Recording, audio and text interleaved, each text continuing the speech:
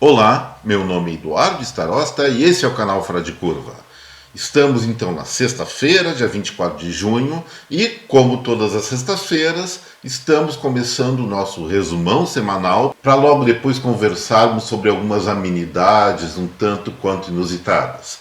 Então vamos embora direto para o nosso resumo da semana, que vai começar pela terça-feira, porque, como eu já havia falado nas edições anteriores, especialmente na terça, no primeiro dia útil dessa semana, eu estava lá na estrada, preso num congestionamento, primeiro em Registro, São Paulo, e depois uma tranqueira um pouco mais leve perto de Florianópolis, antes um pouco em Itajaí também. Mas o fato é que o Fora de Curva de segunda-feira, por esse motivo, não saiu. Então vamos direto para terça-feira. O que nós avaliamos naquele dia? Em primeiro lugar, uma mudança da chapa presidencial, que está encabeçada pelo Luiz Inácio da Silva, no que se refere à questão da reforma trabalhista. A pauta da união entre PT e PSB, os cabeças de chapa, como eu falei, é o Luiz Inácio da Silva e o ex-rival Geraldo Alckmin, falava inicialmente em acabar, em simplesmente abolir a reforma trabalhista feita no governo Temer. Agora, ouvindo empresários que vão apoiar esse grupo para a eleição presidencial, eles estão reavaliando um pouco a situação. Mas naquele momento nós avaliamos o quê? A reforma trabalhista feita pelo governo Temer, ela foi um pequeno avanço na direção da desburocratização, da desregulamentação do mercado de trabalho, o que beneficia a maior parte das pessoas. Só não vai efetivamente beneficiar aqueles grupos que não prezam pela sua própria produtividade, pela capacitação, ou têm algum interesse nas corporações que se formaram ao redor da consolidação das leis do trabalho, criada pelo então presidente Getúlio Vargas. Sendo que nesse ponto até comentei, contrariamente à manutenção daquelas contribuições aos conselhos regionais profissionais. Além disso, eu explicitei a minha opinião de que aquela história de conflito entre capital e trabalho, isso é coisa do passado. Atualmente, pelo que se observa, não só aqui no Brasil, mas em vários países do mundo, o que vem predominando ou passando a predominar é sim o capital, o empreendedor tentando contratar serviços qualificados, não daquele trabalhador que, segundo Marx, era alienado da própria força de trabalho, mas sim outros empreendedores com força de trabalho ou com capacitação para resolver o problema pontual desse que está contratando. Então já não é mais uma relação puramente capital-trabalho, e sim capital-capital ou empreendedor-empreendedor. Pelo menos que é isso que está revelando, que está se mostrando na evolução da empregabilidade brasileira. Cada vez mais pessoas trabalhando por conta própria e obtendo seguramente, em média, claro, a gente não pode excluir casos de insucesso, mas conseguindo melhores remunerações, melhores padrão de vida e mais segurança financeira para quem trabalha nesse sistema de por conta própria, como se fala. E na terça-feira eu também comentei a respeito da repercussão da alta dos juros básicos dos Estados Unidos em 0,75 ponto percentual. Lá muitos analistas econômicos estão comentando que essa alta ela deve ter continuidade e vai provocar uma recessão. Aí eu coloquei em dúvida, eu vi que o desemprego está muito baixo nos Estados Unidos, o consumo está elevadíssimo, solicitação de seguro-desemprego também em níveis muito reduzidos, não há sinais de recessão. Ela até pode acontecer lá na frente, mas pelos dados que nós temos agora, o que está acontecendo na economia norte-americana é sim uma inflação parcialmente causada pelos mesmos motivos que a brasileira, mas com impacto diferente com relação aos combustíveis e alimentação, mas especialmente essa inflação está sendo um efeito da atividade econômica aceleradíssima que está naquele país. E finalmente, na terça-feira, eu tratei a respeito do lançamento do primeiro míssil espacial da Coreia do Sul. Não pela conquista científica, mas pela questão geopolítica que isso representa. É mais um país que conquista a tecnologia de, através desse tipo de artefato, alcançar de maneira bélica qualquer lugar do mundo. E naquele momento eu recomendei que a gente olhasse essa situação com o quê de crítica e também com o quê de aumento da insegurança global, tendo em vista tudo o que está acontecendo em termos geopolíticos nessa segunda década do século XXI. Na quarta-feira eu abordei um assunto só, de central pelo menos, mas dividido em 2 capítulos. Trata-se da maneira pela qual as pessoas estão utilizando a internet atualmente aqui no Brasil. Em cima de uma pesquisa da cetic.br, nós observamos o quê? Em primeiro lugar, 50% dos brasileiros já estão usando a internet nos seus aparelhos de televisão. É a Smart TV, são os gadgets que transformam a televisão, o aparelho, meio careta até então, mas num recurso para interagir nas redes sociais, na própria rede mundial de computadores, e isso vem significando, isso vem sendo acompanhado, aliás, de uma brutal queda da audiência dos principais canais de TV aberto, bem como das TVs por assinatura. Os números são impressionantes e isso mostra um risco empresarial nesse setor, em paralelo à ascensão de plataformas como YouTube e outras,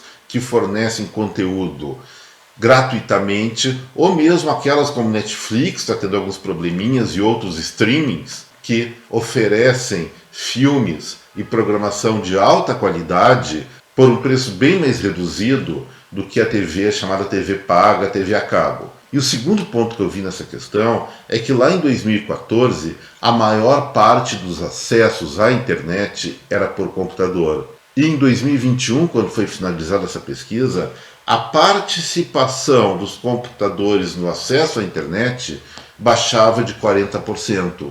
Isso mostra, pelo menos aparentemente, que proporcionalmente o brasileiro está buscando menos profundidade no conhecimento proporcionado pelo acesso à internet. As vantagens do computador, evidentemente, são maior interatividade e associação da informação que está na web a pesquisas, a elaboração de planilhas de cálculo, elaboração de textos, elaboração de teses. E pelos números que a pesquisa da CETIC mostra, a proporção do uso do computador, como eu falei antes, vem caindo ano a ano, e isso talvez gere problemas de falta de qualificação do uso dessa internet pelos brasileiros. Sim, é importante se divertir, é importante conversar nas redes sociais, e isso telefone e televisão fazem com a rede mundial de computadores. Mas nós sabemos também que, em grande parte, a qualificação do profissional atual, seja qual for o nível deles, a não ser aquele serviço braçal básico, está vinculado à atualização, está vinculado à pesquisa e está vinculado a um uso mais profundo, um uso mais efetivo da internet pelo computador. E no Fora de Curva de ontem a gente tratou de alguns assuntos de cunho mais especulativo, que foi a alta do dólar, que daqui a pouco vai reverter, segundo a nossa análise feita na quinta-feira, queda do petróleo, também explicando os motivos do que pode estar acontecendo, apesar de ter alguns mistérios ainda ocultos na dinâmica desse mercado, e abordamos também um complemento ao Fora de Curva de quarta-feira sobre a queda dos assinantes TV paga no Brasil. Mas o assunto de fundo foi uma situação que surgiu na empresa Google. Um engenheiro deles foi afastado do trabalho porque começou a dizer por aí que a inteligência artificial do próprio Google tinha criado consciência própria e estava querendo se defender de um eventual desligamento, contratando até um advogado para isso. A gente não sabe se é verdade ou não, mas o que eu chamei a atenção naquele momento é que uma situação desse tipo, se não aconteceu, está muito próxima de acontecer, pela intensidade de aperfeiçoamentos dessa inteligência artificial, sem um devido controle de eventuais comportamentos desviados desses IAs, como chamam, que eventualmente podem sim ameaçar em alguns pontos, ou em vários pontos, a própria humanidade. E hoje, na sexta-feira, o que é importante destacar para os espectadores do Fora de Curva é que saiu o IPCA 15. Ao contrário do que eu estava esperando, a inflação medida entre 15 de maio e 15 de junho deu um repiquezinho. Vamos lembrar que o IPCA de maio fechou em 0,47%. O IPCA 15 agora de junho, que pega, como eu falei, metade de maio e metade de junho, foi para 0,69%. Fui dar uma olhada para ver o que aconteceu. Realmente, como nós havíamos antecipado aqui, a inflação sobre alimentos virou uma questão secundária. A alta nesse período foi de 0,25%. Onde é que pesou? Pesou em primeiro lugar no setor de transportes, que tem um peso de 22% na definição da inflação total, com alta de 2,83% no preço do diesel. A gasolina até caiu um pouquinho, um percentual ínfimo. Também uma alta de 8,77% no gás veicular, que é importante especialmente para essas pessoas que trabalham com aplicativos e táxis, e de 11,3% nas passagens aéreas.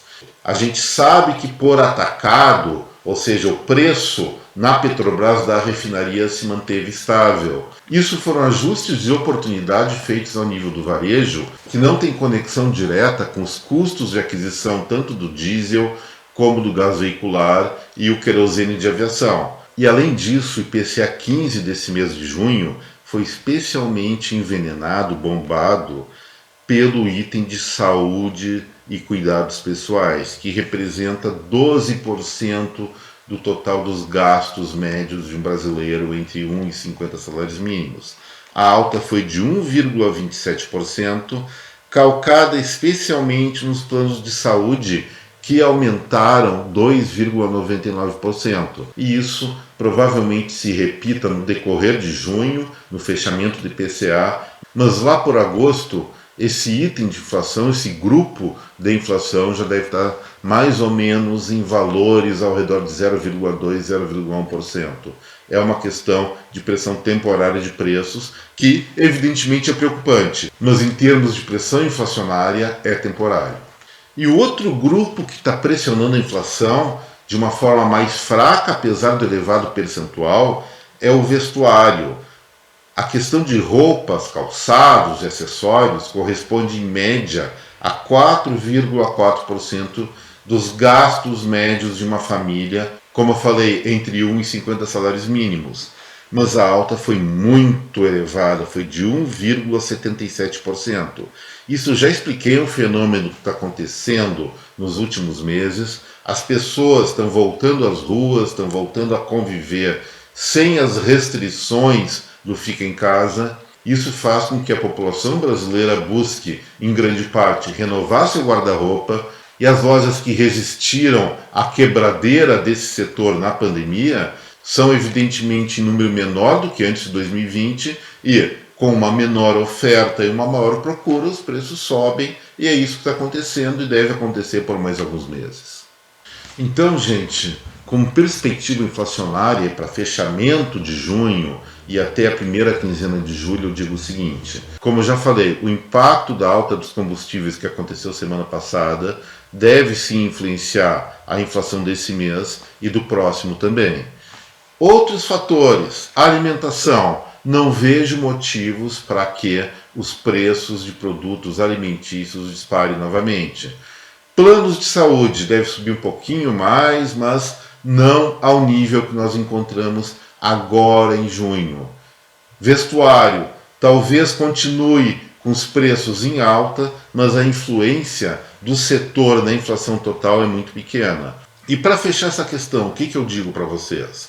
A inflação fechada de junho, ou seja, não o IPCA 15, mas o IPCA total, pode até fechar um pouco acima de 0,69%. Em função do que?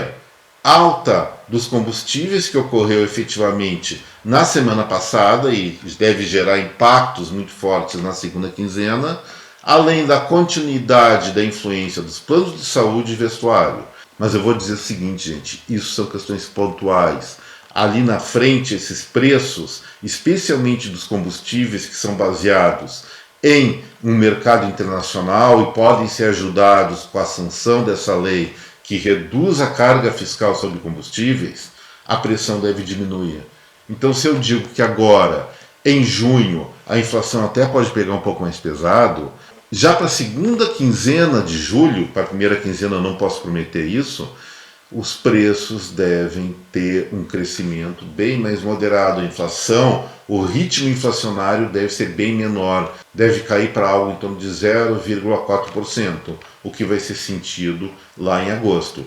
Evidentemente, se não acontecer nenhuma bagunça em termos de agricultura, não acontecer crises ainda maiores na questão do fornecimento de combustível e efetivamente o projeto do governo que foi aprovado pelo Congresso e foi sancionado parcialmente agora pelo presidente Jair Bolsonaro, realmente a partir da sua aplicação, a partir do próximo período apurativo, que deve ser julho, representar sim uma queda de cunha fiscal, não só sobre combustíveis, mas entra também telefonia, entra também energia elétrica. E isso vai ser muito bom para o país, não só para conter essa alta inflacionária baseada em questões artificiais, em questões de manipulação de mercado por conta da guerra e outros fatores, mas também como uma forma de facilitar a vida do brasileiro, não só das pessoas físicas, das famílias, mas também das empresas, em termos de menores custos operacionais. Ok, pessoal, acabamos os temas mais densos do nosso Fora de Curva e o que nós vamos tratar agora para começar o final de semana? Algumas historinhas que eu reservei para vocês. O primeiro assunto tem a ver com sexo, mas não precisa tirar as crianças da sala. É uma coisa até bastante leve. O que eu quero falar com isso? Nós temos debatido muito, não só no Brasil, mas no mundo, as opções sexuais. Então está existindo na humanidade, e estão querendo levar para os bichos, um multissexualismo. Mas eu vou dizer o seguinte, gente, é natural, nós enquanto animais, seres humanos, somos animais sim, na hora do sexo bater aqueles instintos mais atávicos e a cachola que falhar. Seja qual for a opção sexual que você tenha. Pode ser mulher, pode ser homem, pode ser qualquer outro tipo de coisa que eu nem sei quantas opções sexuais existem atualmente no mundo. Mas normalmente as pessoas se identificam como tendo um, dois, no máximo 3 sexos. Aí eu não sei como é que é também. Eu pessoalmente me contento com só, tá muito bom assim. E com um sexo, naquela hora a gente já perde a cabeça. Imagina alguém que tenha 720 sexos. Sabia que existe essa criatura? É o chamado blob, conhecido como Physarum polycephalum. Que nome, melhor chamar o cara de blob mesmo. Mas os cientistas que deram esse nome maluco para o nosso amigo blob não sabem direito o que ele é. Pode ser planta, fungo ou animal, eles não sabem identificar direito. O bicho, vamos chamar ele de bicho, mas a gente não sabe se é bicho, ele já morava aqui na Terra há 500 milhões de anos antes de qualquer ser humano. E como é que um treco desse sobrevive com 720 sexos? Simples e muito inteligente por parte da natureza. O que mais nos complica na questão sexual, pelo menos é o que Freud dizia, é a cabeça aqui, é o cérebro. E o blob não tem cérebro, então ele pode ter sexo à vontade, pode ter 720, pode ter 500, pode ter 1 milhão de sexos. O blob é que está certo. Para ter tanto sexo assim, o cérebro é completamente indispensável para esse cara. Tem gente que também talvez seja assim, né? Vou deixar esse comentário para outra hora. Mas agora vamos sair desse reino animal, vegetal, não sei o que zal, e vamos para tratar de uma menininha do Mato Grosso do Sul, que eu tenho que proteger o nome dela, que ela está em segredo de justiça, ela tem apenas 4 anos. Olha só que cena, gente. Estava um sujeito, o tio dessa menina, pegou seu irmão, pai da mocinha, e foi andar de carro em alguns lugares suspeitos. E, batida da polícia, pararam o carro, revistaram os 2 adultos suspeitos de alguma coisa, de tráfico de drogas, não acharam nada, e começaram a pressionar. Onde é que escondeu a coisa? Onde é que escondeu a marofa? Onde é que escondeu isso, aquilo? E a menininha, inocentemente, chamou o guardinha e disse: tio, vocês estão procurando isso aqui? Tá aqui, ó. Levantou a blusinha e estava com um monte de droga grudada na barriguinha dela. Deu toda aquela coisa, aprenderam os dois, depois o tio assumiu a culpa dizendo que o irmão não sabia de nada, que ele tinha botado em segredo aquele pacote na barriguinha da menina, mas parabéns para essa menininha que inocentemente ou malandramente, espertamente, detonou com essa ideia, posso dizer, criativa, mas muito cafajeste de impulsionar o tráfico de drogas. Isso aí aconteceu no Mato Grosso do Sul. Parabéns essa menina. Que as outras crianças façam o mesmo e não sirvam para esses malvadões traficantes. Mas, aos 4 anos de idade, somos todos muito inocentes. Sempre preferimos o bem ao mal. Mas quando a criança vai crescendo, vai começando a pentelhar e se tornando adolescente, a coisa muda um pouco de figura, né? E uma das primeiras coisas que um adolescente faz quando se torna adolescente é começar a ativamente contrariar regras. Faz parte, deve fazer parte do crescimento, enfim. Não dá para condenar, mas também não dá para deixar. Entretanto, tem redes sociais globais que têm a obrigação, pelos seus estatutos próprios, de limitar o acesso a pessoas que não tenham maturidade suficiente de observar o que eles estão mostrando. E nesse ponto, uma das empresas mais zelosas com isso é a Meta, que é a atual dona do Facebook. Mas vamos tirar o Facebook. O Facebook é uma coisa mais para coroa, mais para pessoas com uma idade maior, trata-se de uma outra época. A criançada mesmo gosta do Instagram. E pelas regras do Instagram, o acesso ao pleno conteúdo só ocorre quando a pessoa alcança os 18 anos de idade. Mas a coisa mais fácil que tem em rede de computadores, pelo menos até há pouco tempo, era mentir a idade. E o que o Instagram está fazendo? Está criando reconhecimento visual para ver se os traços da pessoa que está acessando a sua rede tem ou não tem mais ou menos o parâmetro que eles colocaram 15 anos. Isso ainda não está em operação, está em fase experimental, mas vai ser uma pancada na molecada. Eles vão ter que achar outra rede social para ficar botando aquelas coisinhas de adolescente que até são fofinhas de vez em quando, mas muitas vezes enchem o saco da gente, né? Mas agora, para finalizar o Fora de Curva, já que a gente precisa relaxar e um drinkzinho não faz nada mal, vamos falar sobre um japonês que exagerou um pouco na manguaça. O cara, no seu trabalho, como de costume, ele tinha acesso a informações, pegou um pendrive na cidade de Amagasaki, no Japão, sul do Japão, e nesse pendrive ele pegou as informações dos 454 mil habitantes dessa cidade. Tudo bem, ia levar um trabalho para casa, ou ia continuar no outro dia, em outro lugar, com esse pendrive. O que aconteceu? Estava indo, caminhando tranquilamente na direção da sua casinha, do seu apartamento, ou apertamento lá, que as coisas são muito pequenininhas para moradia. Encontrou, olhou para o lado, viu aquele boteco. Foi tomar um saquezinho básico lá. Tomou um, tomou 2, tomou 3, enxugou uma garrafa. Deve ter enxugado a segunda, mas só sei que depois disso o japonês ficou tão torto, mas tão torto, que não conseguiu chegar em casa. Pegou o primeiro cordão de calçada e, pum, foi nanar, foi pro berço esplêndido.